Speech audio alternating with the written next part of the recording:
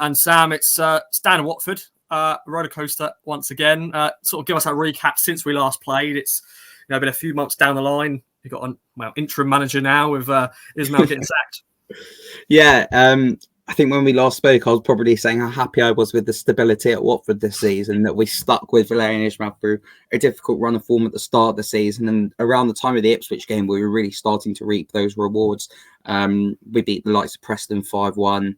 Blackburn away 2-1, and things were really, really picking up for Watford to the point where we were going, all right, if we recruit well in January, we could be looking at a potential playoff push. But ultimately that didn't manifest, and things massively dropped off to the point where it was something like 1 win in 12, and Valérien Ismail probably justifiably got sacked in the end. Seemed to clearly lost the dressing room. And now Tom Cleverley is at the helm, which has made definitely... I'm still a young Watford fan, but I definitely feel old having grown up watching Tom Cleverley play for Watford over 2 spells, from being an 18-year-old coming on loan from Man United to eventually captaining us in his last year as a player.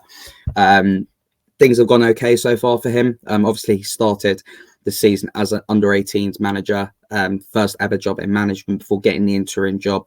So far, we have won 1 game against Birmingham in his first game before drawing 3 games. Hopefully doing you guys a favour in drawing with Leeds in his first home game. Probably should have won that. West Brom away 2-0 up this time last week. Probably should have won that as well. Drew 2-2. Before the other day, drawing 0-0 at home to Preston in what was probably the worst game of football I've ever watched in my life. Look, Watford don't have too much to play for at the moment. We're not going to get relegated, and we're nowhere near the playoffs. So... yeah, it should be an interesting one, because I feel like when teams don't have much to play for, sometimes with the pressure off, they can prove to be able to spring a few surprises on some teams. So Sam, how are you feeling for this one then? Town, of course, will be looking to bounce back after the Derby defeat. So, Town players will want to make sure to make the fans happy again. But how are you feeling going to Portman Road? I don't want to jinx anything, but I'm actually quite confident. I think... Like we said, that there's this tendency with teams who are completely safe and nothing to play for, that either they'll go on the beach or they can, with no pressure, spring on a few surprises. And I feel like firstly, the way that Watford will be fighting for Tom Cleverley, the players have really bought into what he's trying to do with the way he's auditioning for the job next season. Tom Daly Bashir actually said the other day that he wants Clevs to have the job next season. So players will be fighting for that. But also in the back of my head, I seem to remember that you guys went on a bit of a dip after that Norwich, was it a draw back in December? The 2-2 draw, you went on a bit of a dip after that. And I do wonder potentially if, as big of a fan I have been of Ipswich this season, I do wonder if that defeat might have derailed things a bit, and Watford under the lights could cause a bit of surprise on Wednesday night.